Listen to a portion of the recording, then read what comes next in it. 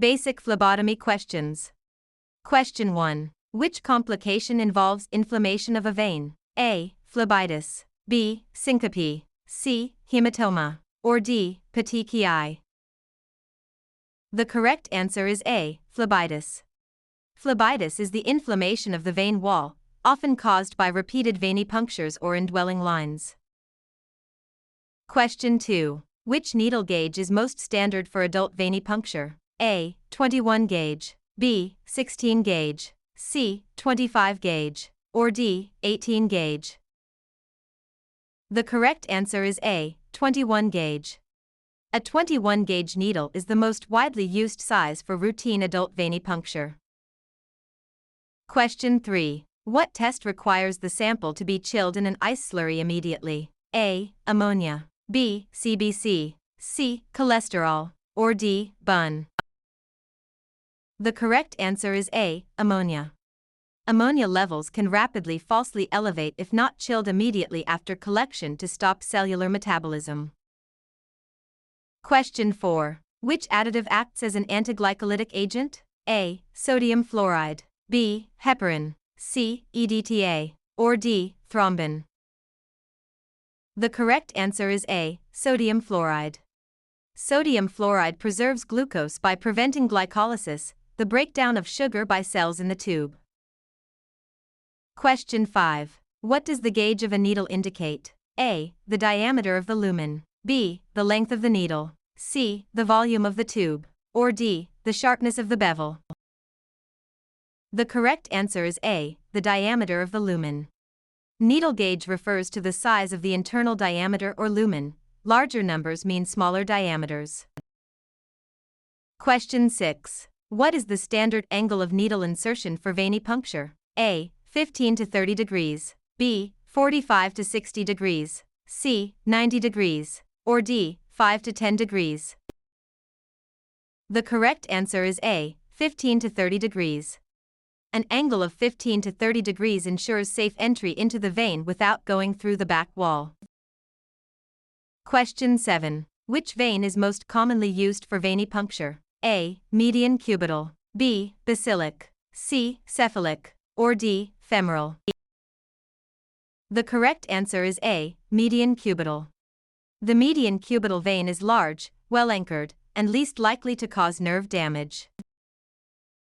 Question 8. When should a phlebotomist label a patient's tubes? A. Immediately after the draw, at the bedside. B. Before the patient enters the room. C. After returning to the lab. Or D. At the nursing station. The correct answer is A. Immediately after the draw, at the bedside. Tubes must be labeled in the presence of the patient immediately after the draw to prevent mix-ups. Question 9. Which tube should be drawn first in the order of draw? A. Blood culture, yellow. B. Light blue. C. Red. Or D. Lavender. The correct answer is A. Blood culture, yellow. Blood cultures must be drawn first to prevent contamination from other tubes and ensure accurate microbial testing. Question 10. Tiny red spots on the skin after applying a tourniquet are called A. Petechiae. B. Ecchymosis. C. Purpura. Or D. Hives. The correct answer is A. Petechiae. Petechiae are small, non-raised red spots indicating a coagulation abnormality or that the tourniquet is too tight. Question 11. What additive is in a lavender top tube? A. EDTA. B. Sodium citrate. C. Heparin. Or D. No additive. The correct answer is A. EDTA. Lavender tubes contain EDTA, an anticoagulant that binds calcium, used primarily for whole blood testing like CBCs.